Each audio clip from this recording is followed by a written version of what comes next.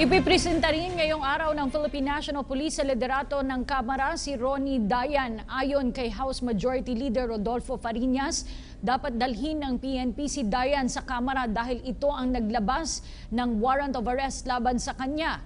Matapos itong hindi dumalo sa anumang araw ng pagdinig ng House Justice Committee kaugnay ng paglaganap ng iligal na droga sa Bilibid.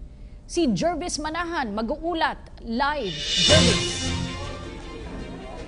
Yes, Cathy at Aljo, sa ilang sandali na nga lamang ay ihaharap na si Ronnie Dayan dito kina House Speaker Pantaleon Alvarez sa Batasang Pambansa. Ito'y matapos siyang maaresto sa La Union kaninang tanghali. Pagkatapos sumarap sa media sa PNP ay dediretso na nga rito at sa tingin natin ay ngayon ay papunta na si Ronnie Dayan sa Batasang Pambansa.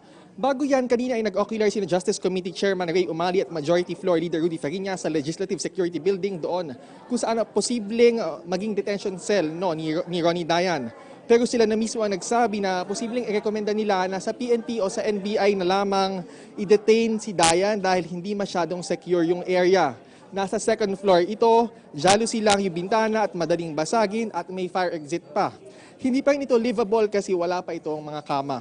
Magkakaroon ng sariling restroom si Dayan at may air conditioning unit ang kanyang detention cell, pati na electric fans pero wala raw siyang access sa TV at sa kanyang mga gadgets. Bukas o sa Huwebes daw nila target na isa lang sa hearing si Dayan para patestiguhin ito sa umunoy pagtanggap niya ng pera mula sa mga inmate sa New Bilibid Prison para sa campaign fund ni Senadora Laila de Lima. Ipinaaresto si Dayan matapos siyang hindi sumipot sa mga pagdinig ng House Committee of Justice noong iniimbestigahan pa nila ang kalakalan ng ipinagbabawal na gamot sa New Bilibid Prison.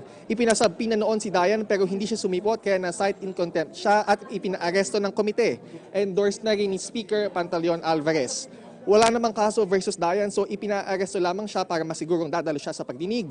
Pero kapag nasatisfy naman daw ang House of Representatives sa kanyang mga pahayag ay palalayain din naman daw siya. Sa ngayon ay patuloy na inintay ng media dito sa Speaker's Social Hall ng Batasang Pambansa si Dayan. Yan muna ang latest mula dito sa Batasang Pambansa. Balik sa inyo, Cathy at Aljo. Maraming salamat, Jervis Manahan.